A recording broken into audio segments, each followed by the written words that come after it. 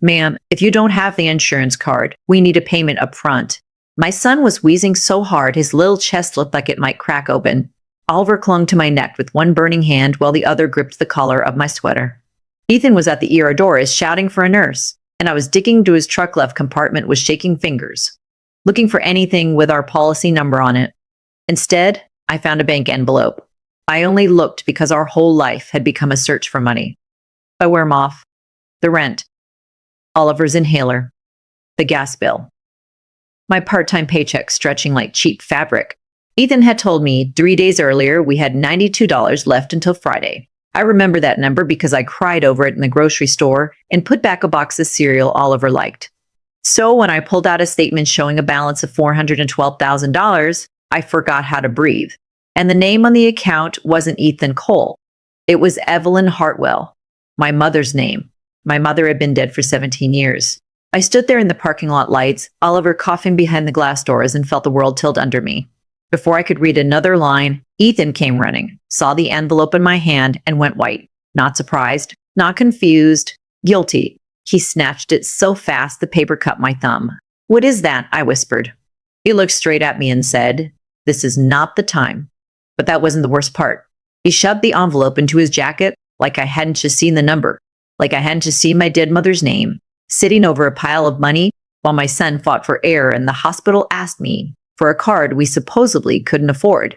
I wanted to scream. I wanted to grab his face and force the truth out of him right there between the vending machines and the automatic doors.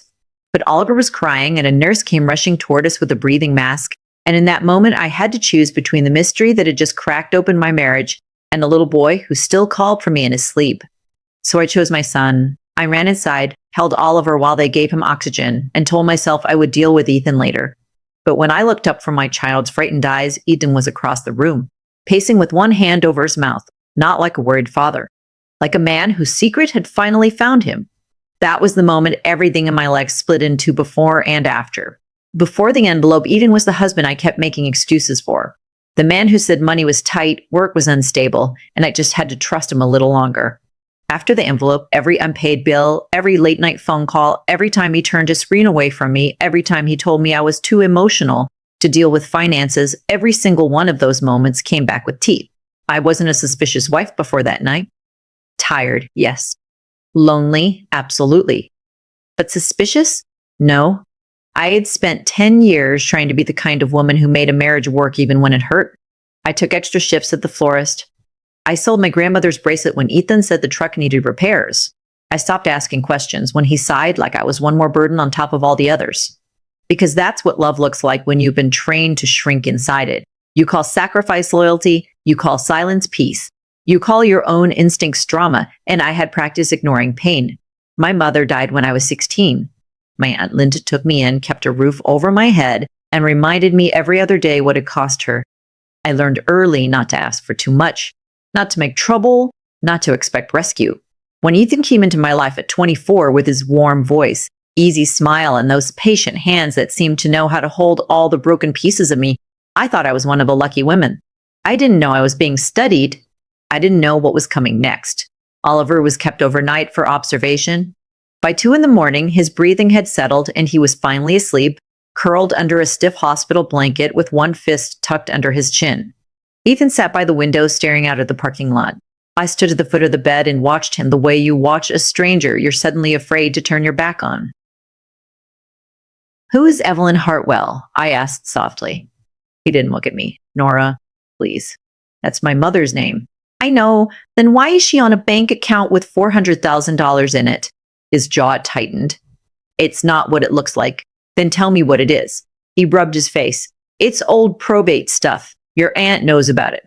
That answer hit me almost as hard as the statement itself. My Aunt Linda knew about money with my mother's name on it, money I had never heard about in my life. "What probate stuff?" I asked. "It's complicated." "No." I stepped closer. Complicated is taxes. Complicated is financing. This is my dead mother's name on a secret account in your truck while we're being asked for money in the ER. So don't tell me it's complicated.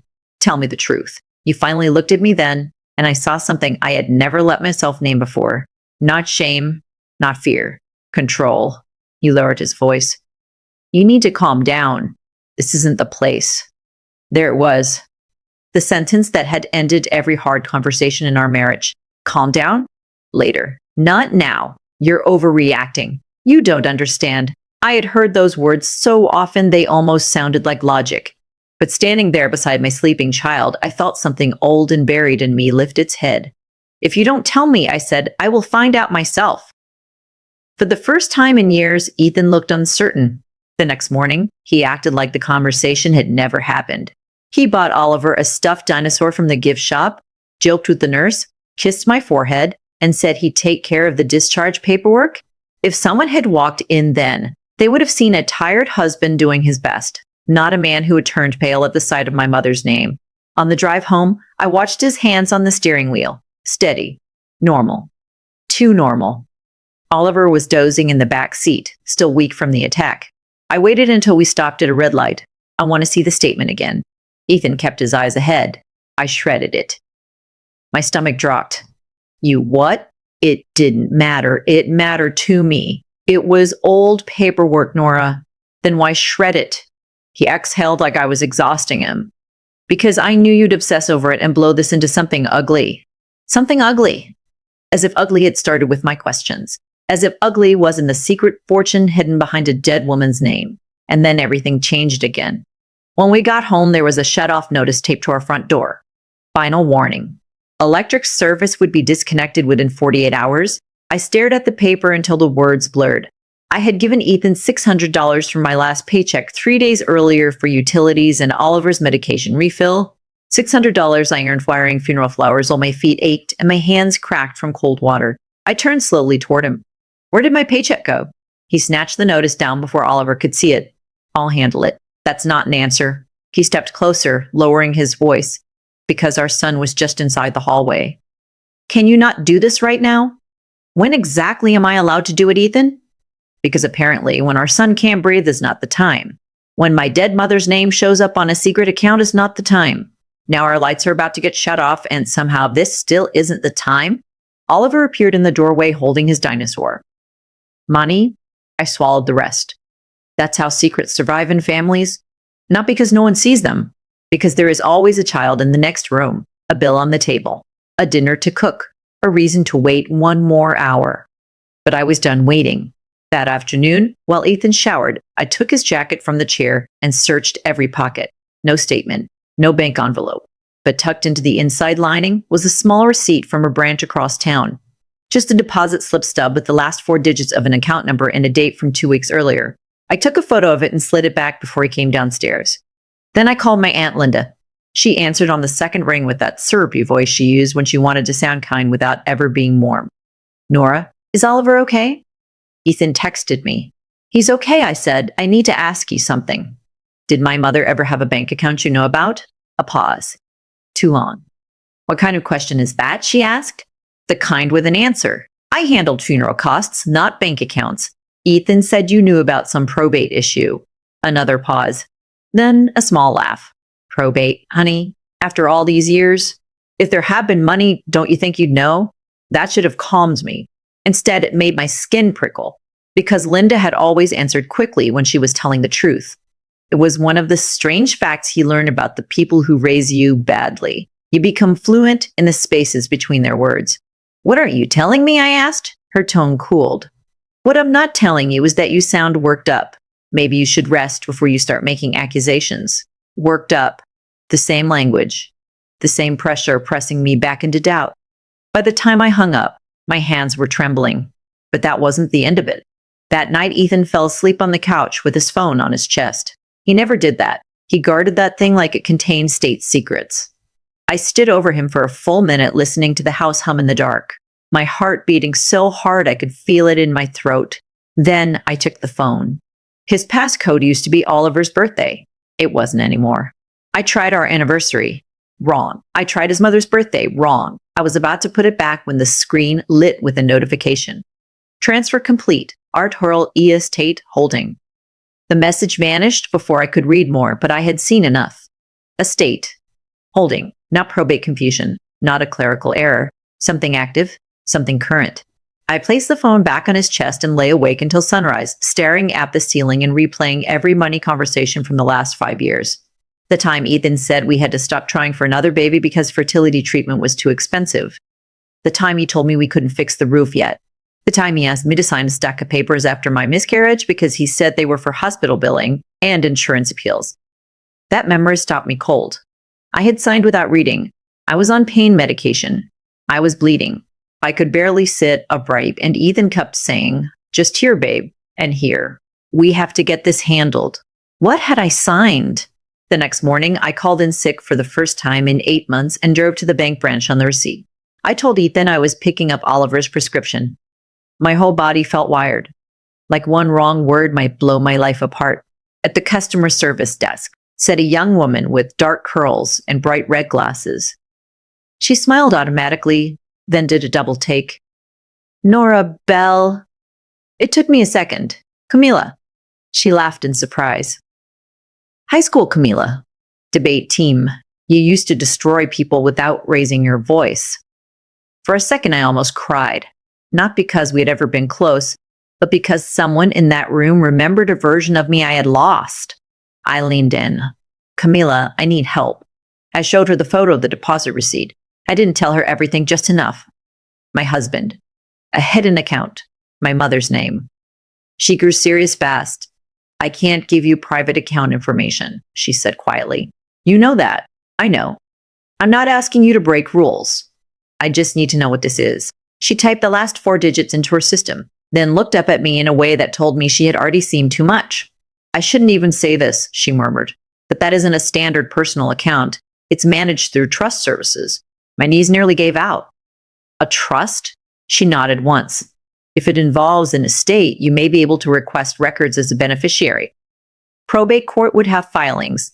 If your name is connected, start there." "Is Ethan connected to it?" She hesitated. That was answer enough. What I saw next shocked me more than I expected. As I turned to leave, Camila touched my wrist. "Nora, be careful.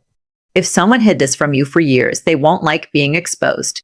I wish I could say I drove straight to the courthouse and handled everything like the strong woman I eventually became. I didn't. I sat in my car in the bank parking lot and sobbed until my chest hurt. Not pretty crying, not movie crying. The kind that makes you fold over the steering wheel and bite your own hand to stay quiet. Because the truth had started to take shape and it was uglier than cheating.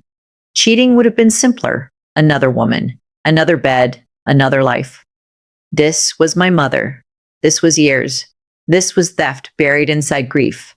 I called the only person I knew who understood paperwork and pain, Tasha Reed. We had been best friends in college until marriage, bills, motherhood, and Ethan's constant complaints about how she was too aggressive slowly pulled us apart. She became a legal aid attorney. I became a woman who apologized for missing too many calls. She answered on the first ring. "Nora?" I choked on her name, and that was enough. "Where are you? 10 minutes away." "Send me the address." When Tasha climbed into my car, she didn't ask why I hadn't called in 2 years. She handed me tissues, waited until I could breathe, and said, "Start from the hospital." I told her everything. The statement, my mother's name, the trust department, the transfer notification, the papers after the miscarriage. By the time I finished, her face had gone still in the way lawyers' faces do when they're already building a case. "Nora," she said carefully, "do you remember signing anything giving Ethan power over your finances?" "I don't know. Power of attorney? Trust administration? Temporary guardianship?" I was barely conscious. I thought it was insurance. Tasha closed her eyes for one beat.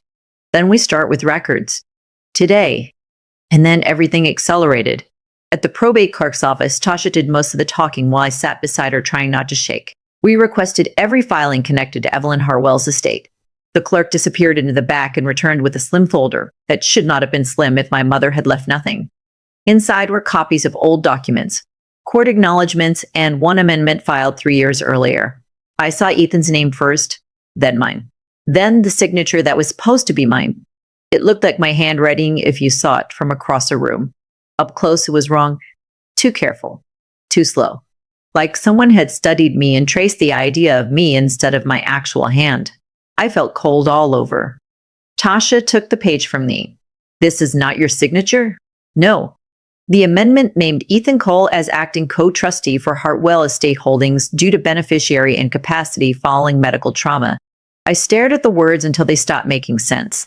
Beneficiary incapacity, medical trauma, 3 years earlier, the miscarriage. He had used the worst moment of my life to get legal control over something that belonged to me. But that still wasn't the full horror. The next page listed the beneficiary. Me, Nora Evelyn Bell. The trust had been created by my mother before she died. Not for herself, for me. And I had never been told. I felt something tear open inside me then, not just anger but grief that arrived late and violent. All those years I believed my mother left me nothing but a photo album and a silver hairbrush. All those years I defended Ethan when money was tight, when dreams were postponed, when I buried my own wants because we just couldn't afford it. All while he sat beside a trust with my name attached. Tasha put a hand on my back. Look at me. I couldn't. Nora. I raised my head. This is fraud. The word landed like thunder. Fraud. Not misunderstanding. Not marital trouble. Fraud.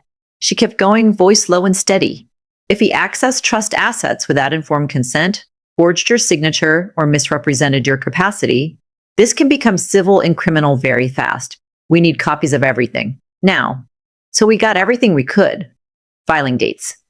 Trustee changes. Mailing address updates. That was another knife 2 years ago. The trust correspondence address had been changed from our house to a post office box across town. The request was signed by Ethan. My husband had rerouted my mother's estate out of my own home. I didn't know what was coming next, but I knew one thing with absolute clarity for the first time in years. I was not imagining this. On the drive back, Tasha asked if I had somewhere safe to stay. I almost laughed. Safe from what? She looked at me. Men who steal this much don't usually give it back because you ask nicely. That sentence followed me all the way home. Ethan's truck wasn't there when I pulled in. Oliver was at school. The house felt too quiet. I stood in the kitchen staring at the fruit bowl. The unpaid bills, the crack in the tile by the sink, ordinary things that suddenly looked like props in someone else's lie. Then I heard a soft ping from the family laptop Ethan sometimes used for invoices. He had forgotten to sign out of his email. My hands moved before my conscience caught up. The inbox was mostly word junk and payment reminders. Then I found a folder labeled Archive 2. Buried deep inside it were messages between Ethan and someone named L. Mercer. At first I thought mistress. I opened one. The funds should clear before the condo closing. Don't message this account anymore. Nora is getting suspicious. My vision blurred. There were 10 more. Not romantic. Strategic. Money. Deadlines. A property in another town. A nursery paying quote. Medical reimbursement paperwork. Nursery. Paying quote. Medical reimbursement paperwork. Nursery. I clicked faster, pulse roaring in my ears until I hit an attachment to lease agreement for a small furnished condo. Occupant listed, Lauren Mercer. And beneath that, in a scanned prenatal invoice, I saw the words estimated due date. I sat there so still I could hear the refrigerator motor kick on. He wasn't just stealing from me, he was building a new life with someone else. And he was using my mother's money to pay for it. But that wasn't even the part that broke me most. At the bottom of one email thread, there was a message from Ethan to Lauren. Once the trust issue was fully settled, I'll file. She won't fight me. She never does. I read that line 4 times. She won't fight me. He had reduced my whole soul to compliance. Years of swallowing pain, excusing lies, postponing myself, and he'd mistaken it for weakness that would last forever. That was his first real mistake. I forwarded everything to a new email Tasha told me to create, took photos with my phone, and cleared the browser history. Then I picked Oliver up from school with a smile so fake it hurt my teeth. That evening, Ethan walked in carrying pizza like he was a hero. He kissed Oliver, asked about school, and set a box on the counter. My skin crawled at the sound of his voice. I watched him laugh with our son and understood something terrifying. Men can compartmentalize evil with incredible ease if it protects the version of themselves they want the world to see. After Oliver went to bed, Ethan opened a beer and sat on the couch. I stood in the doorway and asked, "Who is Lauren Mercer?" His hand froze. Just a second. Then he took a sip. Client. You're paying for her condo with my mother's trust. The color drained from his face. He set the beer down carefully. You enter my email? That's your concern? He stood up slowly. How much do you think you know? There was no denial, not even a weak attempt. I laughed, but it came out broken. Enough. He ran a hand to his hair. Lauren is complicated. That baby due in August seems pretty simple. His eyes flashed then. Anger, not remorse. Lower your voice? Why? So Oliver doesn't hear that his father used my dead mother's money to buy another woman a nursery? He stepped toward me. You have no idea what this really is. Then explain it. Instead, he said the cruelest thing he could find. You haven't exactly been easy to live with since the miscarriage. I swear the room went silent. No words for a full second. Just the hum of the lamp and my own heartbeat. He saw I had gone too far, but it was too late. You used that? I whispered. You used that to steal from me, and now you use it to excuse this? He pressed his lips together. I'm saying things got hard. For who? For both of us. I shook my head. No. Hard was losing a baby. Hard was bleeding in the shower while you told me we'd try again someday. Hard was hearing you say we couldn't afford therapy every week. Hard was me thinking we were drowning while you were hiding hundreds of thousands of dollars. He looked away, and then I saw it. The crack beneath the performance. He wasn't sorry. He was cornered. What happened next changed the direction of the whole story. The next morning, Tasha met me at a coffee shop with a printout from a private investigator she'd begged a favor from overnight. Lauren Mercier wasn't just a random affair. She was Ethan's girlfriend of almost 2 years, and she had no criminal record, no shady financial history, no obvious connection to fraud, which meant something strangely important. There was a chance she had no idea where the money came from. But the bigger revelation was in a second file Tasha slid across the table, a chain of old messages between Ethan and my Aunt Linda. The oldest was dated 11 years earlier, 5 months before Ethan and I accidentally met at a charity event Linda begged me to attend. Linda, she still doesn't know about the Hartwell release timeline. Keep her calm. She needs stability around her. Ethan, I can do that. Linda, if you're serious about her, there may be a future for both of you. But don't mention the estate until the right time. I couldn't speak. Tasha watched my face carefully. There's more. There was, message after message, years of them. Not constant, but enough. Linda updating Ethan on deadlines tied to the trust. Ethan asking whether certain distributions would vest automatically. Linda warning him not to let me get influenced by outside people. My aunt had not just known. She had helped place him in my life. I think some part of me left my body then. Not in a dramatic way. In a cold, practical way. Because one betrayal I might have survived with screaming. Two stacked on top of each other like that marriage and family, love and blood felt too large to process as feeling. So my mind turned it into math. 11 years. 11 years of being handled. 11 years of being guided toward the very man who would one day tell another woman I wouldn't fight. I folded over the table and whispered, was any of it real? Tasha reached for my hand. Maybe parts of it were real to you. That matters. But what he did was still calculated. That was the first major twist. My husband hadn't just betrayed me somewhere along the way. He had entered my life already carrying a map. But somehow, it still got worse. When I got home that afternoon, the front door was unlocked. Oliver's backpack was gone. Ethan's closet was half empty. On the kitchen table sat a single sheet of paper. Oliver's with my mother for a few days. You need time to calm down and think before you do something reckless. I can't describe the sound that came out of me when I read that. It was pure animal panic. I called Ethan. No answer. Called again. Voicemail. Called Darlene, his mother. She answered with a sigh. He's with family, she said. The child doesn't need to be around your instability. My instability? You're hysterical, Nora. Ethan told me everything. Digging through his things, screaming, dragging up old tragedies. Put my son on the phone. No. That single word nearly made me black out. I was already grabbing my keys when Tasha called me back. I told her in a rush, and her voice sharpened instantly. Do not go there alone. That's my child. I know. Listen to me. This is exactly what men like him do. They provoke you, then call you unstable when you react. We do this right. Right. I hated that word in that moment. Right felt slow. Right felt polite. Right felt impossible when my son was in another woman's house and my husband had started weaponizing my grief against me. But Tasha was right. Within 2 hours, she had me in an emergency consult with the family attorney she trusted. By evening, we had filed for temporary orders citing financial fraud, wrongful withholding of a minor child, and concerns about retaliatory conduct. I didn't understand half the language, But I understood the look on the attorney's face when she read the forged trust amendment. That man made a mistake, she said, a big one. I didn't know what was coming next. At 9 that night, Ethan finally called. You're being dramatic, he said as soon as I answered. Where is Oliver? Safe. Let me talk to him. He's asleep. I closed my eyes. Bring him home. You need to stop spiraling.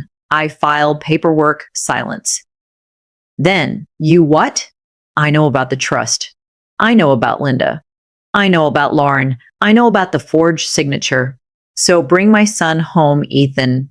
When he spoke again, his voice had changed. The softness was gone. Be careful. With what?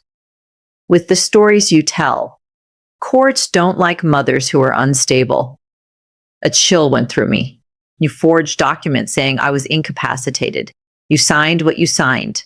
No, I didn't. He laughed quietly, and it was the ugliest sound I had ever heard. Can you prove that? I gripped the phone so hard my hand cramped. Then he said, maybe you should think about how this looks. You've had mental health treatment. You've been emotional for years. You go after me with wild accusations, you might lose more than money. That was when fear became something cleaner. Rage. Because for years I had mistaken his calm for strength. But calm is cheap when the world is built to believe you. What he had always counted on was my shame. My silence around therapy, around miscarriage, around the months I barely slept because grief sat on my chest like concrete. He thought those things made me weak. He was about to learn what survival actually looks like. The next day delivered the second twist, and it hit harder than the affair, harder than the forgery, maybe harder even than Linda's betrayal. Tasha arranged for a forensic review of the trust file through a contact in probate. There was mention of a sealed safe deposit box attached to Hartwell Estate Holdings. Only the primary beneficiary could petition access. Me. No one had told me. We got an emergency order. By late afternoon, I was sitting in a private bank room with the manager, Tasha beside me, my hands ice cold in my lap. The box was smaller than I expected. Inside were 3 things, a pearl ring, a bundle of official documents, and 1 letter in my mother's handwriting. My name was on the envelope. For a second, I couldn't open it. My mother had been gone more than half my life. I had spent years trying to remember the exact sound of her voice, the way she smelled after using hand cream, whether she tucked her hair behind her left ear or right when she was nervous. And now here she was, suddenly close enough to tear me open. Tasha squeezed my hand. I unfolded the letter. My sweet Nora, if you are reading this, it means enough time has passed that the money I'd protected for you is finally in your hands. I pray it was given to you with honesty. I pray no one made you feel small for receiving what was always yours. I stopped breathing. She knew. Somehow, she knew exactly what kind of world might be waiting for me. The letter continued. She wrote about saving quietly after my father died, about a lawsuit settlement from his wrongful death case that she never trusted other relatives with. She wrote that she had asked her sister Linda to oversee logistics only until I was old enough and settled, but never to interfere with the truth, never to hide it from me, never to use it as leverage over my life. Then came the line that broke me in half. Do not marry any person who asks you to doubt your own mind. I covered my mouth and sobbed. All those years, I thought my mother had left me almost nothing. But the real inheritance wasn't just the money. It was the warning, the permission, the sentence I should have had before Ethan ever touched my life. And there was one more page in the file. An accounting summary, distribution history, unauthorized withdrawals, property transfers, legal fees, personal reimbursements. Total assets diverted over 3 years, $387. I stared at the number so long it lost meaning. He hadn't just stolen comfort. He hadn't just stolen future plans. He had stolen time, safety, choices, years of my son's life, years of mine. What I did next surprised even me. I called Lauren Mercer. Tasha had found her number. My hands shook when she answered, but my voice was steady. Lauren, my name is Nora Bell. I'm Ethan's wife. There was silence, then a sharp inhale. I think I said, there are things you need to know. We met that evening in a diner near the highway. Neutral ground, bright lights, nowhere to hide. Lauren came in wearing a beige coat over a round belly and looked younger than I expected. Tired, guarded, scared. She sat across from me like she expected a drink thrown in her face. Instead, I slid the trust documents across the table. At first, she denied everything Ethan had told her, said we were separated, said the condo was from an investor deal, said he told her I was emotionally volatile and that he stayed for the child. With each page, her face changed. The forged signature, the estate records, the emails, the transfer summary. By the time she reached the prenatal invoice he paid from Hartwell Assets, she looked sick. He told me it was his mother's family money, she whispered. It was mine. Tears filled her eyes. I didn't know. I believed her. And then she said something that detonated the last wall Ethan had left standing. He was going to leave next week. I went still. What? Lauren nodded, crying now. He said once one last transfer cleared, he'd tell you the marriage had been over for years. He said you'd be too ashamed to fight because of your mental health history. He said you never wanted conflict. There it was again. The same story he told about me. The same grave he thought I would lie down in. But Lauren had one more thing. She reached into her purse and pulled out a small digital recorder. He made me keep copies of our property conversations because he said his investors were paranoid. I started recording calls. I didn't trust him lately. My pulse jumped. What's on it? He talks. A lot. The next morning, Tasha and the attorney listened to the audio. I sat rigid in a leather chair as Ethan's voice filled the office. On one call, he laughed about unlocking the Hartwell nest after years of patience. On another, he said, Nora signs whatever I put in front of her if she's emotional enough.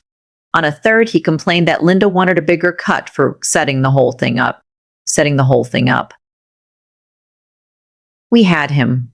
Not morally, not emotionally, legally. But that wasn't the end. Ethan still had Oliver. Ethan still thought he could scare me. Ethan still believed the old version of me would show up when pressure hit. He was wrong. The confrontation happened 2 days later at Darlene's house, after our attorneys secured an emergency order and a sheriff agreed to accompany us. I remember every detail. The dry wind. The smell of cut grass. The way my hands stopped shaking the second I saw the patrol car in the driveway, because fear finally had somewhere to go. Darlene opened the door and froze when she saw the sheriff. What is this? She demanded. Where is my son? I said. Ethan appeared behind her, anger already rising in his face. You actually did this? Yes. He looked from me to the deputy to Tasha and back again. Maybe for the first time, he understood he wasn't dealing with isolation anymore.